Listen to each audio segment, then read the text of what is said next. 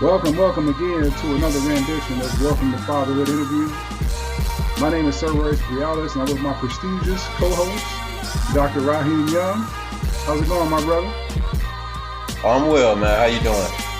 Man, it's hot. It's hot. Man, everywhere it's hot. Everywhere. Chicago, man, it's crazy, but the air conditioner is working, so we're good.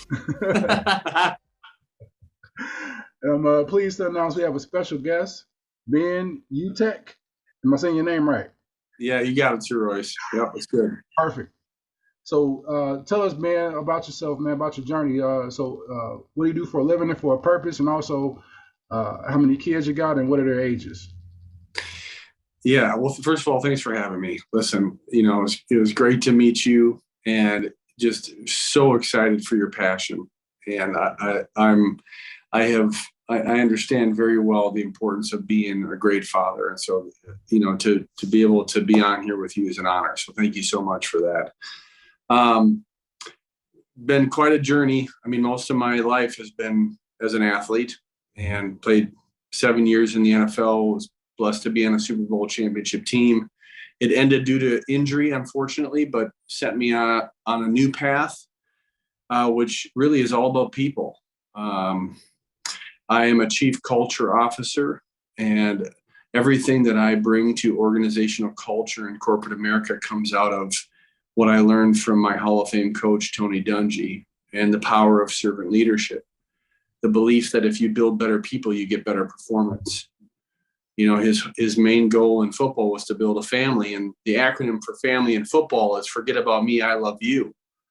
And it's this idea that selflessness and humility are principles that build loyalty, trust, and commitment to levels that are not able to be dismantled. And so, that's what I'm passionate about now. I have 4 daughters, believe it or not. So pray for me every day, please. 4 girls, 5 women in my life every day. Oh, wow.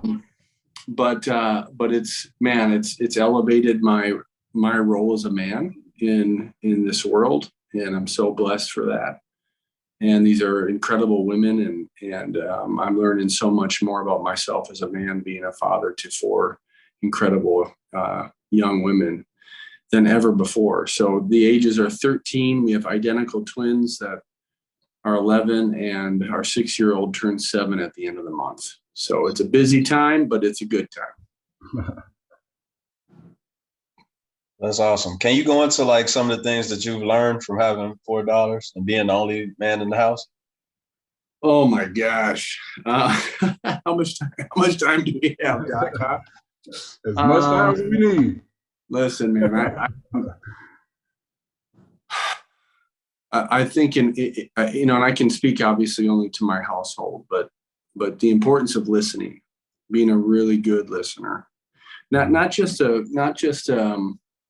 listening as a facade, but listening intentionally with empathy has been really a critical lesson that I've had to grow and learn. Because I've always been a vulnerable guy, so I'm just going to be honest with you. I mean, it's oftentimes my selfishness gets in the way of being able to do things well as a father, and listening well and having the humility to really listen with intentionality and empathy has probably been one of my greatest lessons. But the more I develop that skill and the better I get at it, the more my girls trust me, and the more they begin to actually be vulnerable with me and actually talk to me, because they see me as an advocate and they see me as a protector and somebody that it has their best interests at hand.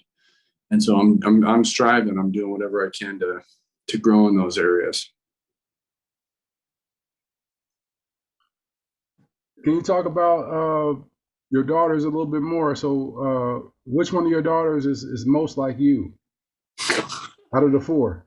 Oh my gosh, what a good question. I feel like, that's hard to answer because they each have unique characteristics. Like Alora, my firstborn, is a perfectionist, and she's a people pleaser.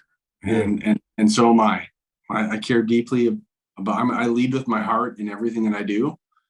And a lot of times that builds deep and meaningful relationships. Other times it gets me into trouble because I trust people too much and I get taken advantage of because of that. That's totally her. My twins they're a little bit more fierce and rebellious, which I was a pastor's kid, and I kind of had my seasons where I went off and did my thing, and had to find myself, but because of that, there was a competitive nature, there was an aggressiveness that I needed to have in order to be successful, and they kind of carry that. My youngest daughter, my 6-year-old Haven, she is just a free spirit, man. She's just life of the party, wakes up with a smile, goes to bed with a smile, so she kind of, and I've always been high, free spirited, charismatic, and energetic. And so they each kind of carry a unique part of me, I think, that I've enjoyed, watching, come out of them as they've continued to grow as young women. So you talked about being a pastor's son or a pastor's child. Can you talk about that and tell us a little bit more about your dad? Yeah, what a great question, man. I'm super blessed to have a dad. And I guess you have to grow up in the church to maybe understand it. But one of the things that was so impactful about my relationship with my father is that he brought the ministry home. Mm-hmm. And so what that means is that, he practiced what he preached, basically. What he was doing every week in order to improve people's lives at church is what he brought home. And because he brought it home, and because he loved my mom that way, and he loved my sister that way, and he loved me that way, I was drawn towards the power of faith because he lived it out so well.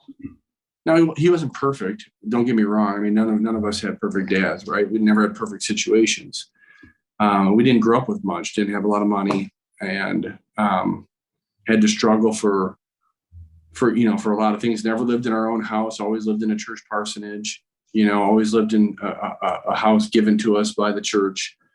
But what was happening in the house was authentic, and it was meaningful. And so that was something that really, I mean, I think I always talk about my dad being one of my greatest mentors, not as a cliche, but because he really was. I mean, I learned most of what it means to be a good man from him. And that's priceless.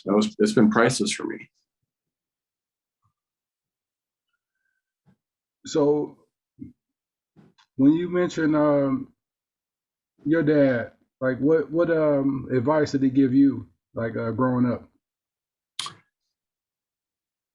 Man, one of the things that I'll never forget is when he taught me about the importance of what it means to be submissive, what it means to have the humility to apologize when you have been wrong. And my parents practiced that. I'll never forget, man. We had moments where we'd have these kind of like family meetings. My dad being a marriage counselor, my mom had a counseling degree as well. So we had a family that really practiced communication. Uh-huh. And so we'd have these opportunities to be vulnerable with our parents. And there were times growing up where I was very honest with them. Like, the way that you're treating me or the things that you've said have been hurtful. And to my surprise, they would acknowledge that they didn't understand what I was going through in the moment. And they apologized for saying things or doing things that were hurtful to me at the time. And that was so, man, you talk about a powerful message, like to for parents to be able to show their children that they're not always perfect. and that they get things wrong too, right? And listen, I have used that so many times with these young girls. I mean, it is so critical. It has been so important for me, and my dad has coached me in this.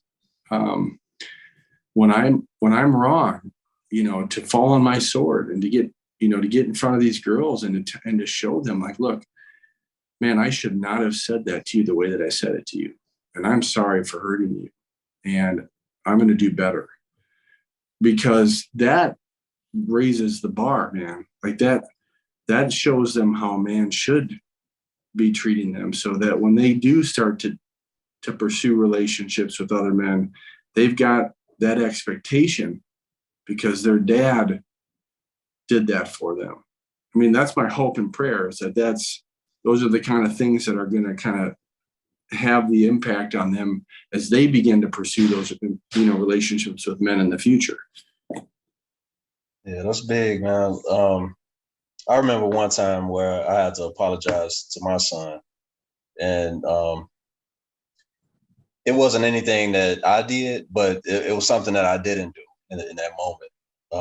He was probably like 7 or 8, and he wrestled, and it was his first year wrestling, and his second meet, like, at wrestling meets, you could wait all day before you wrestle. So we were waiting for a long time, and then they finally called him up.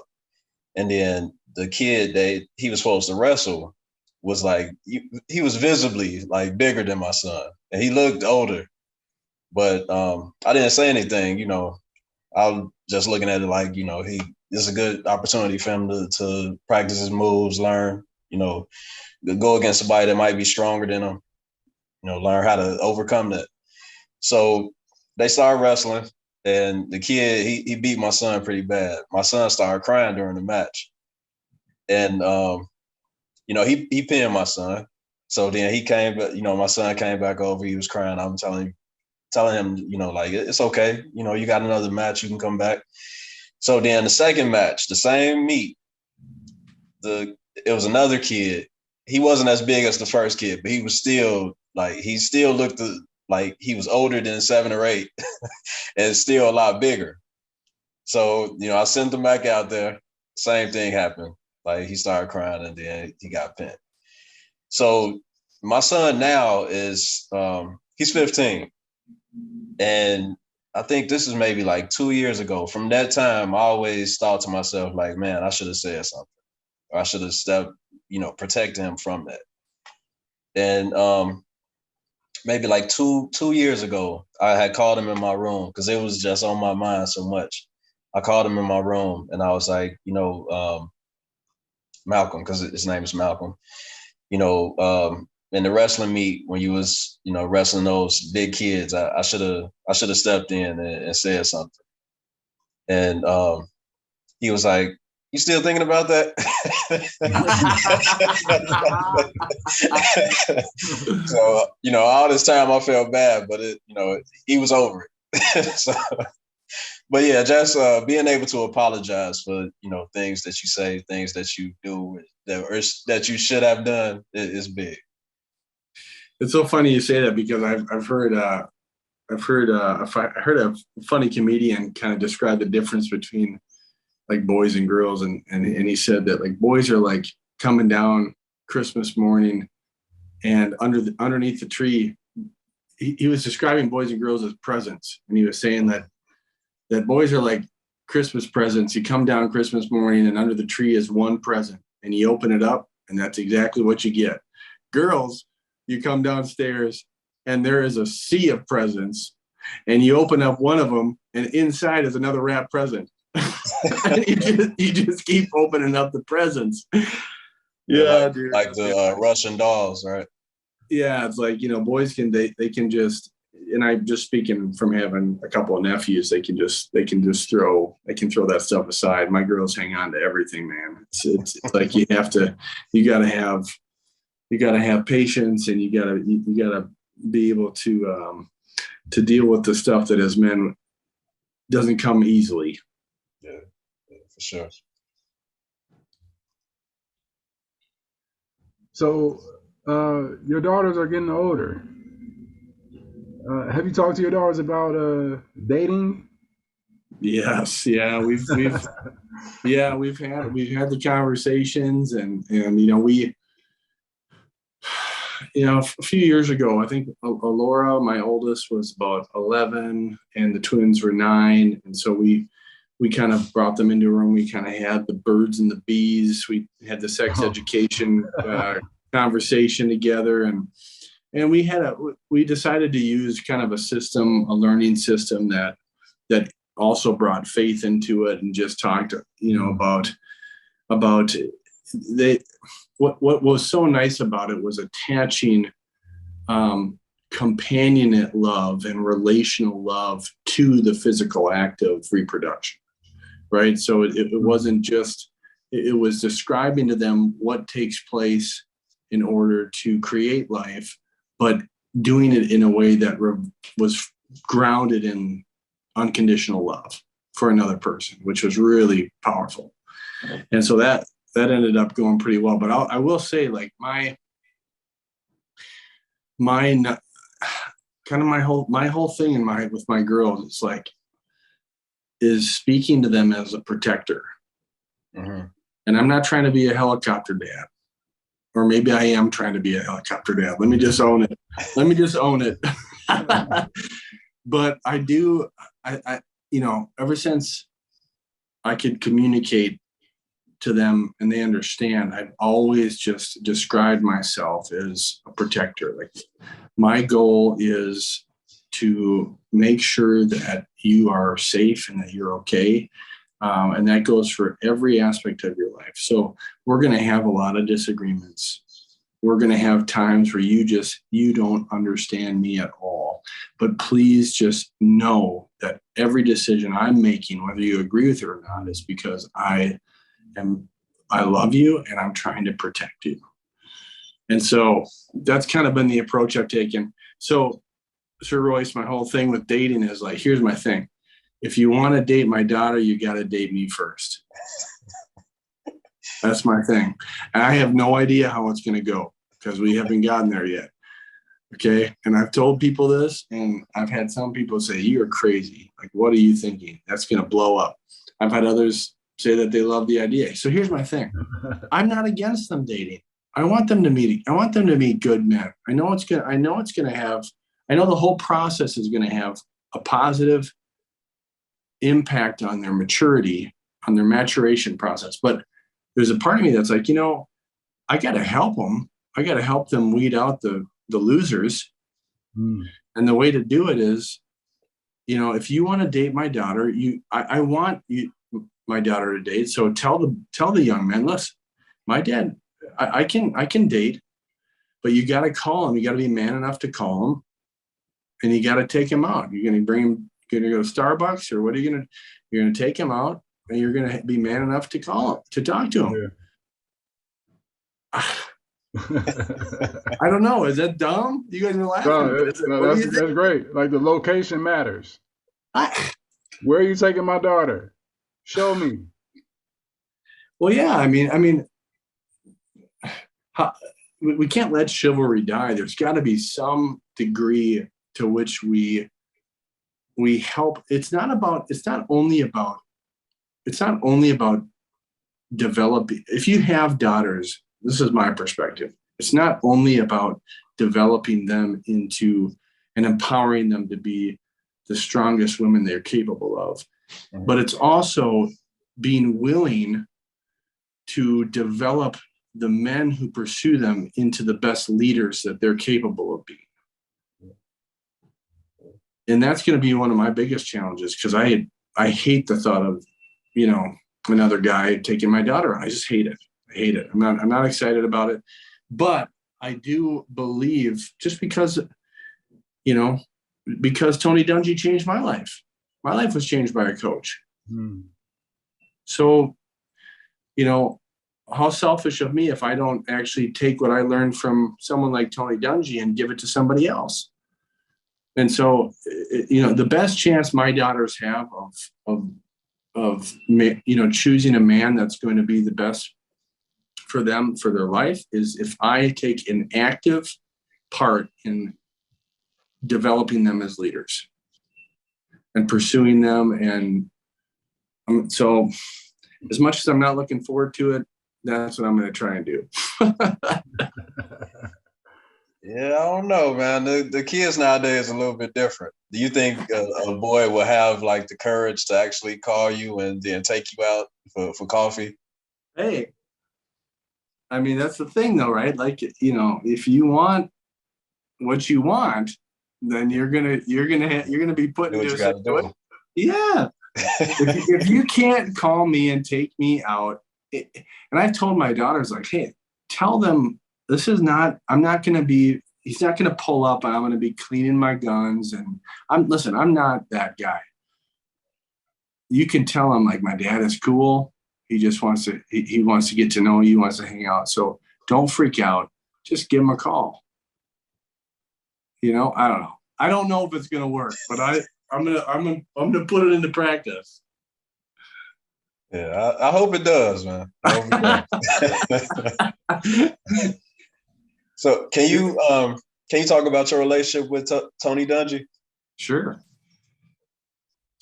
So, you know, Coach Dungy and I both played for the same college. He came out of Michigan, but was the first Black quarterback to play.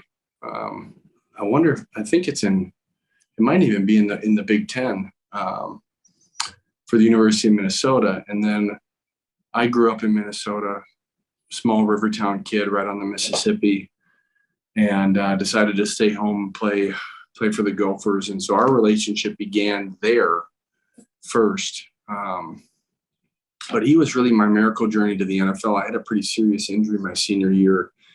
I was supposed to be a potential first-round draft pick, but I ended up having a pretty serious abdominal tear and took me out of the draft. But Dungy made a commitment in front of about 700 people at an event when he said, you know, for some reason you slipped through the cracks, I'll be the first person to call. And sure enough, at the draft, all of the doctors red flagged me because I got this injury. And so my only chances of making it to the NFL are through the free agency. I'm still injured. And the free agent market opens seconds after the phone rings on my agent's desk. And who was it? It was Tony Dungy. He's the first person to call. And he said, we know how talented you are when you're healthy. We're going to send you to the top doctor in the country. We're going to get you surgery. We don't expect you to play the first year, just get better. We'll pay you as though you're a playing rookie.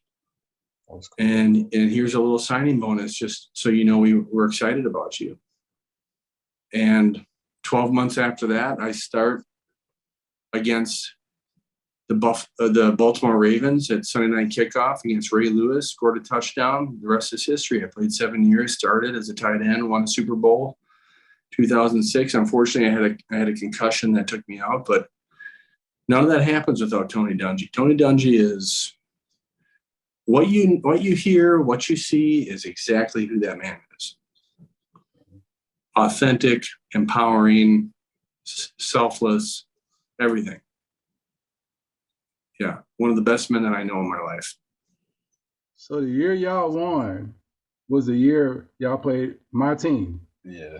The Bears. Oh. So, opening kickoff, Devin Hester runs it back. I was going to ask that. You'll always I'm on have the floor doing the curly, bro. I'm doing the 360 curly on the floor. Like, we about to win this thing. Let's go. Let's go, Bears. I'm screaming and yelling at top of my lungs, bro. I'm telling you. So, the game. So, how does the game go from your point of view? It's so funny because as you were doing those twirls, I was about to throw up. I was so Like, don't kick the Devin. Like, what are you doing? It's funny because when I speak, I tell this story where it's like, from my perspective, like Adam Vinatieri already won 3 Super Bowls with the Patriots, kickoff Super Bowl 41. up, goes soaring into the Miami Dolphin Stadium, 90,000 flashing lights. And it's the best athletic moment of my life.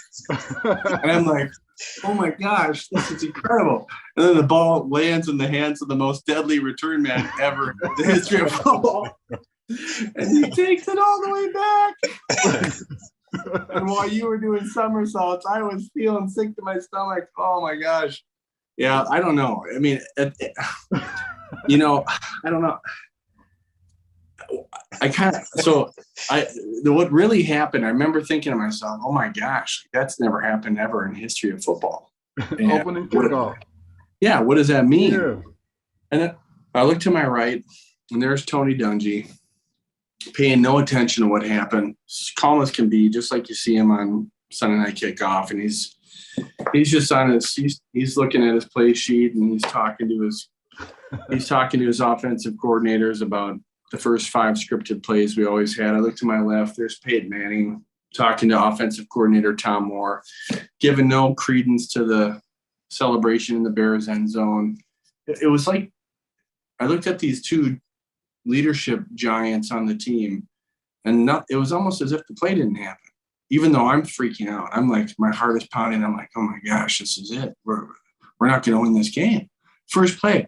And I look over to my right and my left, and it's like, oh, this is no big deal. Let's go to work. And, you know, our whole philosophy our culture was called the Colts way. And so our whole philosophy was no excuses, no explanations. A team never wins on emotion, it wins on execution. Whoever executes the best, most likely is going to win every time. Yeah. And that's kind of what brought us to the championship. So we just went to work, and unfortunately y'all had Rex Grossman. No big deal. Sexy Rexy, man. Yeah. I'm screaming at the end of the game. I'm screaming the negative way. Like, what are you doing? Don't throw it there. Nah, that's I never had a chance to really enjoy the Bears as a grown-up. Like as a child, they were bad. Yeah. The whole time. Well, listen. If we rewind a little bit and we just take a different approach to it, it was the first time in history that 2 black coaches ever got to the Super Bowl, number 1. And number 2, both of the coaches were outspoken servant leadership styles. Lovie Smith and Tony Dungy who both made it to the biggest game on planet Earth. Both got there with a philosophy that believed in the human condition at work. If you build better men, you get better football players. There's no bias in that. It's completely unilateral. It's about improving men and making them the best that they can be. And if they become better men of integrity, better men of character, better men of ownership, better men of courage, all of these things matter in life and in performance. And if we can improve that, then ultimately, not only is it going to have an effect on how well they play, but it's going to have an effect on how they live their lives. And it's going to empower them to be more successful when the sport that they played since they were 4 years old is done. That was life-changing for me. Yeah. Like we talked about it a little bit before we started recording, but the trophy that you have on your mantle in the back, can you talk about that and what it means to you? Oh man, yeah. Thanks for asking, Raheem. I mean, this is the Uncommon Leader Award, and Coach Dungy created this award over a handful of years ago, and it's gone to some incredible people: Peyton Manning, Ben Roethlisberger got it last year. I mean, it's supposed to symbolize individuals that live life in an uncommon way. it in a way that goes against the flow of the world in many ways, in many aspects. And so, I'll never forget when I got the call from Coach Dungy. He and his wife Lauren, they pray about it every year, and they make a decision purely based upon what they feel like God has spoken into their hearts. And they called and was going to honor me with that. And I lost it, man. I just lost it, like snot lost it. Like I had to get tissues. Which is so funny. Like, think about it. Like I used to hit, I'm 6'7", 260 pounds. I'm not a small man. Like I used to hit people for a living, and here is a man calling me and using words to edify me and affirm me. And I'm just turned into a puddle. But ultimately it's because of the way he lived his life. And the Uncommon Award is a reflection of himself and the three men that had the greatest impact on his life, which was his father, Martin Luther King Jr. and Cal Stahl, and who was the head coach of the Minnesota Gophers when Coach Dungy was playing for the University of Minnesota. And so that you get brought into that community or that family, and it was very special. I'll never forget it, and he'll always be one of the greatest miracles and one of the greatest answers to prayer in my life is Tony Dungy. Can you go into a little more detail about what he said to you, like when he called you, like what words did he say, like when he said you're going to get this award? Yeah, I was in my office. I was trying to get some work done. I got the call, and first I look down at the phone and I see his name pop up, and like that had to be great. Should I just send this to voicemail just because? Take it. No, so I just took it, and he said, this is coming up here in the next few months, and just want you to know that Lauren and I have spent a lot of time praying about it, and our journey together was pretty miraculous, and we've always admired, how you've lived your life and how you've treated your wife and how you've,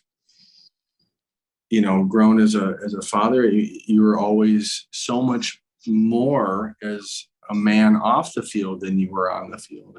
And that's why we want, to honor you with this. And the award is actually given in Minnesota. And so I think it was really cool because everybody that's at this event in Minnesota grew up watching me play and stay home and play for the Gophers. So it was a really kind of a special moment for me because it was kind of like Tony, and he said this at the actual award event. He said, sometimes people have this conception that awards are just going to go to the A-listers, like the Peyton Mannings of the world. But this award is different than that. This is about finding unique individuals who not only performed well at the highest level, but were able to live out a leadership life at the highest level. So all of that just is, it makes me feel uncomfortable even talking about it, Royce, because I still don't feel like I deserve it, basically. Because I'm not a perfect person, and I've made a lot of mistakes, and so just to get it was a true honor, and I'm just going to try to live up to it. It's you get that award, it just sets the bar, man. So I'm going to ask you. This is another football question. All right. So, who's the greatest quarterback? What do you want me to say? Well, No, I'm trying to see what you're going to say. quarterback outside of Peyton Are you going to Manning? be loyal to your quarterback? Or? So answer his question and then is answer your my question. Is your question who won the most rings or who's the best quarterback? The best. Who's your Mount Rushmore? Okay. Oh man.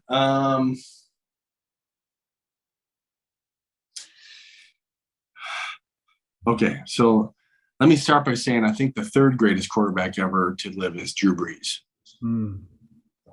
I just listen. Drew Brees is special. I mean, he's everything that you could ever want in a quarterback. He's a great man, great husband, great father, great leader, franchise, pass accuracy off the charts, intelligence, game intelligence off the charts. Obviously you're always going to have, it's always going to be Brady versus Manning. Mm-hmm. It's always going to go to Brady because of the rings. It's just, you can't overcome the rings. I mean, it's so head scratching. I mean, but at the same time, I can't help but, and I'm biased. Let's be honest, I'm biased.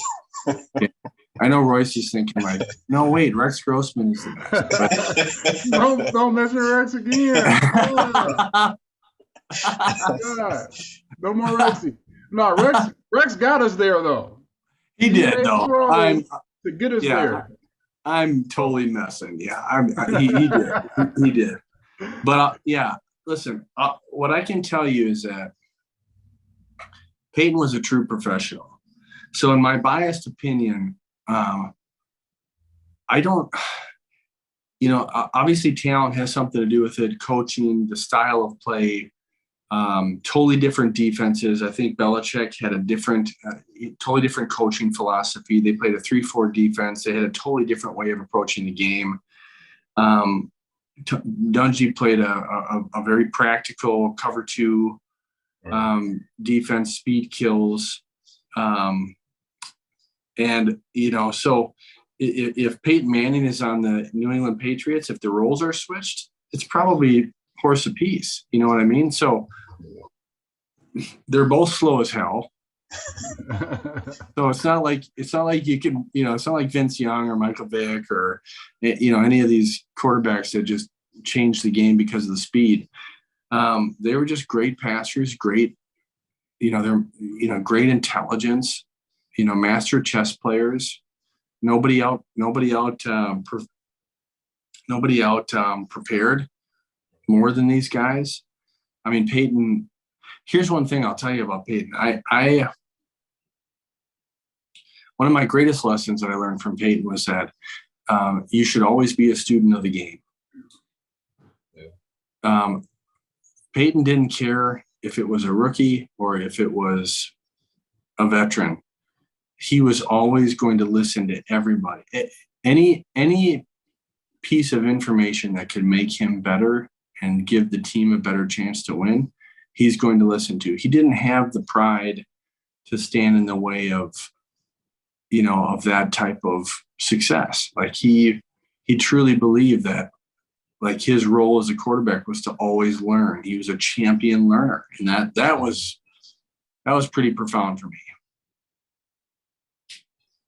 Can you talk about a little bit what it was like to be a dad during all those experiences, like going through being an NFL player and being a dad at the same time? Like, what was that like? Yeah, so I had about a year and a half of that. Unfortunately, it was all happening during my my concussion, my career-ending concussion. But it just changed. Everything changed, right? Because you bring new life into the world, and your priorities begin to shift, and you don't even realize it. It's just subconscious. It just starts to change, right? So, it's like coming across the middle isn't as easy anymore. I don't know how to explain it, and I'm sure it's not true for everyone. It was for me, but we had our first daughter in Cincinnati, and I unfortunately had a number of pretty serious injuries that led to my retirement. And ultimately, that was a huge factor, was especially with the brain. I started having some cognitive issues from multiple concussions. And so it was time to ask some difficult questions. Is it worth it anymore? And so that just became a reality. And having a family made that decision much easier. If you had a son, would you think you would want him to play football? Based on what you said? That's the question, right? That's the question. I would. I think that I've been a national advocate for brain health for athletes, but I've always taken the position that athletics, even contact sports, play a very pivotal role in the development of youth. And so, especially underprivileged youth, and I'm not talking about, there's no race in that. It's just kids that don't have an opportunity, but they're very talented. This gives them an opportunity to do some great things through a sport, through a game they love to play. And so I've always felt like there has to be there's got to be a balance to that. And the balance to me is educate yourself on how important the brain is to who you are as a human being. And then use that education to make good decisions for your kids. There's got to be a balance, right? It's not about, oh, let's just, forget about it. Just keep pushing them to play. No, it's got to be deeper than that. Their brain health is the makeup of who they are. And you want them to have long and successful lives. And so, but at the same time, sports provides life lessons that no other, I guess, avenue or industry can provide.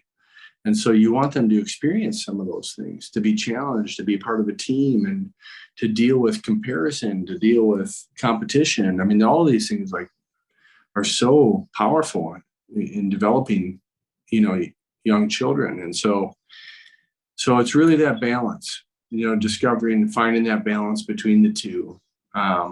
So my answer, Doc, is if I had sons, I would do whatever I could to help them in their strength, in their agility skills, up until 12 or 13, non-contact, 12, 13 beyond. Let's go. Yeah. And that comes out of pediatric neurology, right? So a pediatric neurologist will tell you the most important developmental stages of a child's brain is 0 to 12. If that's true, then why put your child at higher risk? Because what you gain from ages 7 to 12, how much of that really puts you on a Division I football team? Not much. I don't know. Maybe. I don't know. Because listen, you look at some of the tight ends in the league that are all pros that never played a lick of football in college. They're basketball players. And they entered the league after college. So there's got to be a balance to it all. Yeah, sure. So talk about you talked about your daughters. How about your wife? So how long have you been married, and what do you attribute? The boss? Yeah. What do you attribute? What do you attribute the longevity of your marriage to? Forgiveness. That'll preach. No, my wife is. I married up, fellas. I outpunted my coverage pretty big. Yeah. She she is the strength to all my weaknesses. And that's just the way that it is. We don't have a perfect marriage. I'm not going to lie to you. I mean, it's, she's had to deal with my insecurities. She's had to deal with my weaknesses. She's had to deal with, me retiring when I didn't want to, and all the baggage that comes with having an identity that's wrapped up in so much in a sport and having to redefine yourself, but I think it's that courage and tenacity and just pure grit. I think that's what makes it is what makes women so beautiful. I mean, there's just no way around it. And so I'm super blessed in that regard. She always wanted to be a stay-at-home mom. She just chose to do that. Thankfully, because of my time in the NFL, I was able to give her the privilege of doing that. And she's just turned it into the job. She's the CEO of the family. She handles it. She controls it. I like to think that I control it. I don't, but she's a very intentional woman. And I've used that word a number of times. I'm sure you guys agree. Like, intentionality is so important in parenting, whether you're a father or a mother. Like, intentionality, like being willing to, to take every situation of life seriously, and to build processes and to build systems around how to use those different areas of life in a way that educates and develops your children. And she's that woman for me. So I just do whatever I can to please her so I don't have to sleep on the couch. I know you talked about how your wife covers up some of your weaknesses, but like, what has your relationship with her taught you about you? Oh man, that's a great question. What has my relationship with her taught me about me? Man, I think the importance of grace. Grace is defined as to act with kindness or clemency. But it doesn't mean that you don't demand less. So she still demands greatness out of me, but she's also able to understand the types of situations I'm going through in life and to give kindness and clemency to that. And that's really taught me how to pursue her and to pursue my daughters, so she really is the greatest reflection for how I need to be a father to daughters.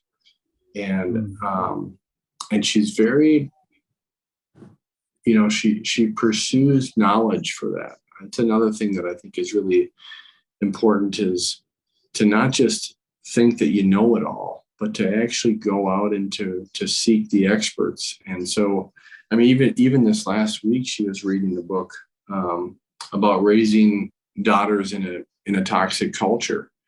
And it's written by a pediatrician. It's not a psychology book. It's actually written by a pediatrician with a medical degree, and it's her experience over her entire career of working with different types of young girls from infancy to adulthood.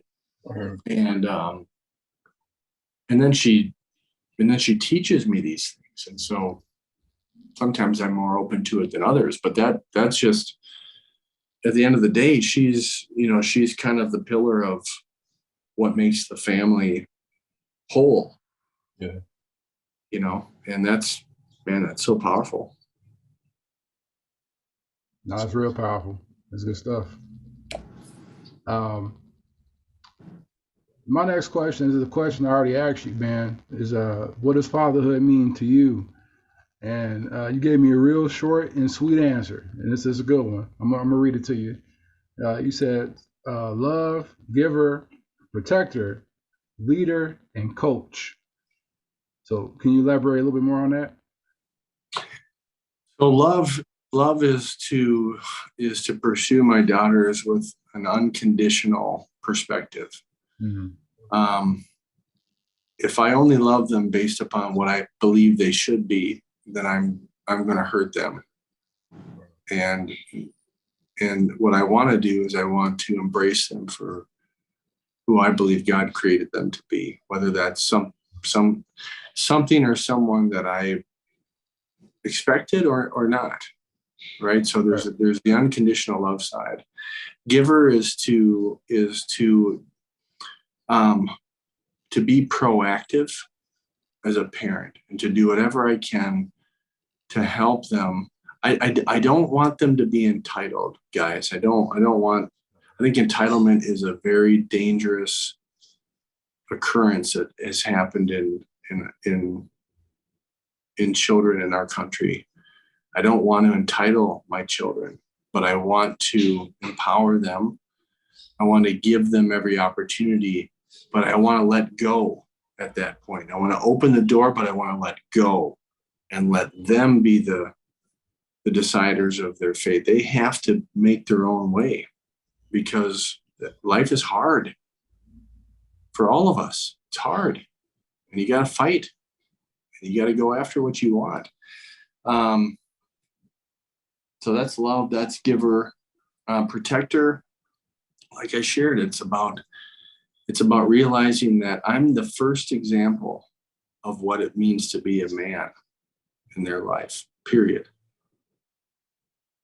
I'm the first example of what a hero is to them.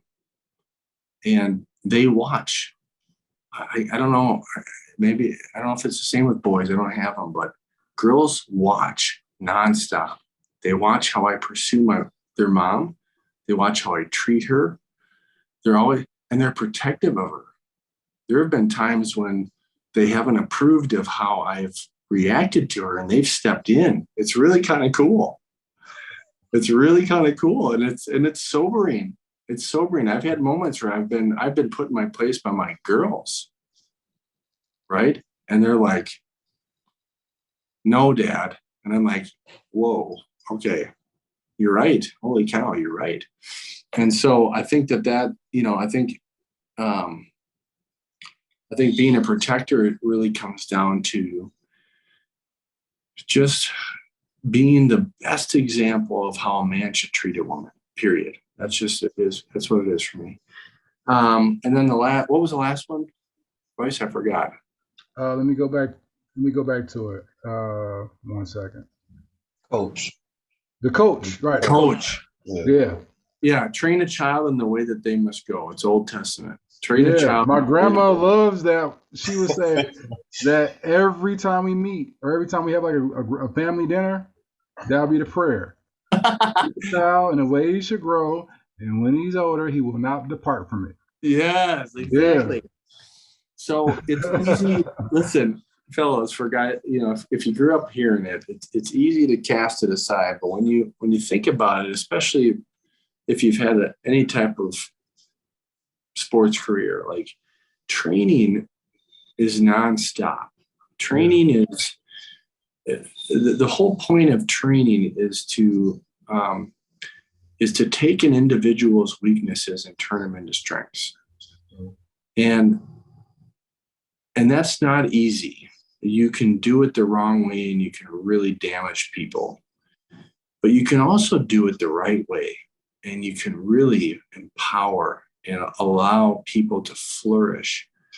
And that's my ultimate goal. I'm not going to do it perfectly. And I even tell the girls that because I think it's really important to acknowledge the fact that you won't do it you just won't be perfect at it. And it's really important for my daughters to know that I'm not perfect, that I'm going to fail, but that my foundational goal is to love them unconditionally, to give them every possibility to succeed, to pour into their lives and to do what I can to coach them and help them become the best that they can be, and if I can love, give, protect, and serve them in those ways, it's like, it's the old cliche, do your best and forget the rest. That's all. That's all you can do, man. I'm gonna do my best, and then I'm just I've got to surrender them. I've got to give them over, but I'm gonna do what I can, and that's all I got. Yeah, I was doing P90X, man, about 5 to 10 P90? years ago. That was one of the ones. He was saying, I was like, do your best, forget the rest. Forget the rest. Oh my gosh. What's his name? Tony. He's a Tony. What's his name? Shoot. What's his last name? Tony Beachbody. What's his name? Yeah, Tony. I'm going to Google it right now. Dude, anyway. I'll struggle with it. I'm going to get it. Yeah. No, that's good stuff, man. I appreciate Tony Horton. Tony Horton. Bam. My guy. Yeah, you have a great perspective on life, man. This has been one of my favorites. Listening to you, man, it's been awesome. Can we put it in the Hall of Fame, Dr. Young? Oh yeah, for Hall of sure. Fame. It's a growing list of interviews. Dr. Young, can we put this in the Hall of Fame? Yeah, of course. So what's that number behind you? Number 86. 86, man. Let's go. The Hall of Fame. The Welcome to Fatherhood Hall of Fame. Definitely. That's awesome. Now, this has been great, man. It's one of my favorites too, man, for sure. Like what I like about doing this the most is just hearing the stories about dads. Like the perspectives that dads have. Like the more we dive into fatherhood, the more we can take nuggets from each other and make each other better. Yeah. As men. It's so good. So good. So I know we're getting close to time, man. We kind of went over time a little bit. Who cares? That's awesome. Perfect. Yeah.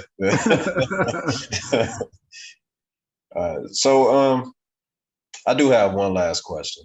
Let's go. This question might seem like it's coming from left field, but I know you're from Minnesota.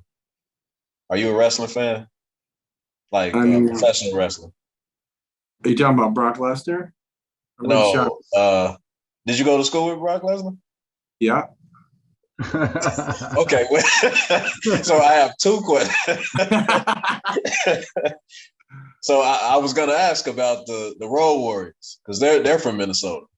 Yeah. But we can flip that. We can go to Brock Lesnar. How was Brock Lesnar, man? Oh, listen. This has to be true no matter if you're a top 10 college wrestling team in the country. You really can't put it into words what these guys have to go through. I remember, University of Minnesota is probably they're always top 5. They're a great wrestling program. Yeah. And we would be heading out to football practice and we would see a van drop off a bunch of wrestlers with 45-pound plates, and they would literally just take off. And when we would end practice 3 hours later, they would just be running back to the facility with the 45-pound plate upon their head. Like it's just a different mentality, And Brock, small town, North Dakota. I mean, you can go back and watch videos of him, like literally, like they've got videos of him like on these like North Dakota highways, no cars. He's got this like tree trunk on his shoulders and he's doing lunges down the side of the highway. But honestly, like we'd be in the gym and we'd be doing our stuff, and down at the far end by himself with with a couple of trainers was Brock, and he had six 45-pound plates on each side. And he's squatting that. I mean, he's a serious man. And he's 6'4", at the time, 6'4", 270, 80 pounds. That's a big man. Yeah. And that's natural. So, it's like all muscle. Now WWE, things changed a bit, but yeah, he has changed. Like you can see it in his body over the years. Yeah. No, but I will say, like, just there's a very special, like proactive. I don't even know if there's a scale for the work ethic that it takes to be a successful wrestler in college. I mean, it's a different mindset. And I really respect those guys big time. Yeah, that's what something I told my son. So like the strongest athletes are wrestlers or gymnasts. Yeah. That's like those two are crazy with the strength. Yeah, it's like so my daughter was this last weekend was in Florida, Orlando, at a club volleyball national tournament, which was really cool to be a part of. But I was on the way on the flight home. I watched Miracle, the 1980 gold medal hockey movie against the Russians. Yeah. And Herb Brooks, as the head coach, his whole philosophy was developed around how do I take these young boys, these young men, and show them that they're capable of so much more. And when you watch the movie from that perspective, you begin to understand the reason why he did some of the tactics that he did, which to so many people would be like athlete abuse. It'd be like, holy crap, what, are you serious? But the way that he did it, with the strategy that he did it with, when you go back to, what Royce, what your grandma was always preaching to you and what I always heard, like it's just, he was training a child in the way that they would go. Yeah. It just was doing it in a very intentional and strategic way, man. So whether it's wrestling or, that's what great coach, see, one of the things as a chief culture officer that I always say is that culture is the leader's choice, period. Culture is the leader's choice. It's not the employee's choice or the athlete's choice. It's the leader's choice. Yeah. You set the tone. And that is, when you've got leaders in place that are really talented, not only at the X's and O's of sports, but are really talented at the X's and O's of people. Now you've got the right combination. Not only are you going to get better at fundamentals and techniques, but you're going to become a better human. And that is the difference maker at the end of the day, period. That's powerful. That's real powerful, man. So my last question would be, if you had to give advice to any dad that's listening right now, what would that advice be? Don't piss off your wife. That's great advice. That is great advice. Now, how do you do that, Ben? Give us more, please. Oh my gosh. Okay, here's this is really practical. Here's really practical. Pause. Just pause. I'm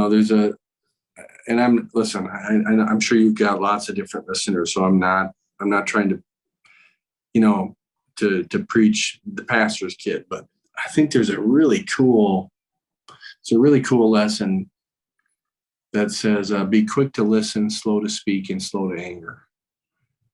Man, that's so good. Just pause.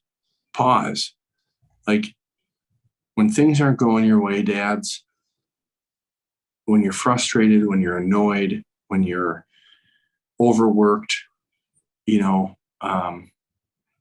you're underserved, whatever it is that's occurring, that's causing frustration or disappointment, just pause, breathe, just take a moment and be quick to listen, slow to speak, slow to get angry.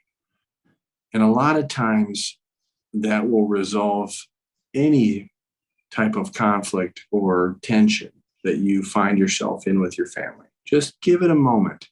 Just pause, breathe, and then react.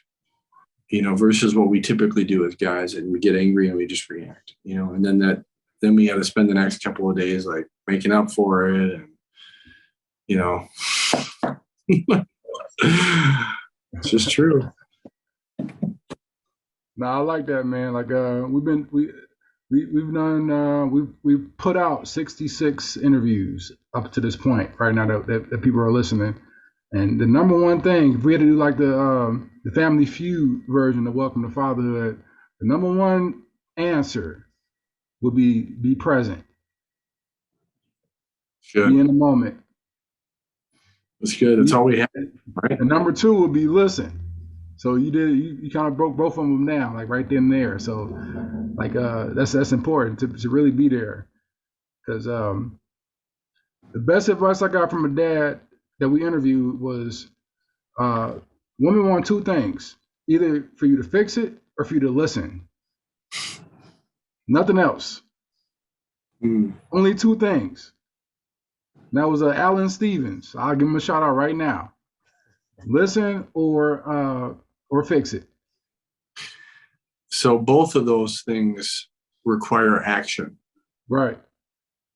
And that's really, I feel like you're so spot on there. And then who was it? It's props to him, because that's really good. And both of those things require action. I think listen, I know we're in a very unique world right now, but I'm not going to shy away from the differences between men and women. And the reality is like my girls respond very, very well when I pursue them, period. Whether it's fixing things, whether it's listening, if I come after them, if I am intentional with my actions and I pursue them, it's so powerful for these women, for these young girls. They want to see men come after them. Yeah. That's huge. Let's go. I mean, that'll preach. That whole thing right there is a nonprofit organization right there. Come after me. Let's go. That in itself is a nonprofit right there. Man, that's definitely powerful, man. Ben, I really appreciate your time and your candor and your story.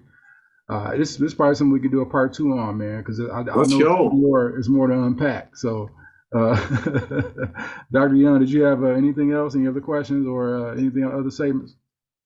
No more questions. I just wanted to say thank you.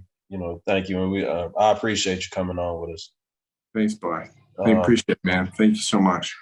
Yeah, it's been a great conversation. We've had like the opportunity to talk to other NFL players, especially from that Super Bowl game. But this is the first time that we got to talk to someone from the victors side of the field. So that was interesting, just to hear that perspective and how you saw that run back at the start of the game. So, no, that was cool.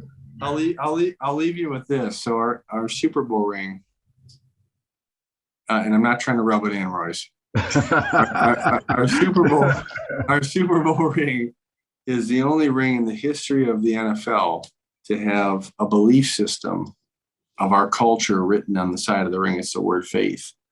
Wow. And it didn't have to do with church. It wasn't about religion. The acronym that describes it is freedom for all individuals to trust and hope in each other. Mm. And ultimately, that was Dungy's main goal, is to take 53 of the most diverse and egotistical men on the planet and bring them together and create a brotherhood, true family, and that, fellas, that's what I love about sports. It ultimately it really shows what we're all capable of, and it's powerful. And that goes from friendship, parenting, marriage. I mean, it's all there, and so thank you for having me on. I really appreciate it. No, definitely, man. We appreciate you, man. So don't hang up, because what we have happen is dads, they hang up right away. As soon as we're done, hang up. So we're gonna have a small post game, so don't hang up. So okay, sounds good. So for myself, for Sir Royce Briales, for Dr. Raheem Young, and for Ben Utecht, thanks for listening to Welcome to Fatherhood Interviews, and stay tuned for further announcements.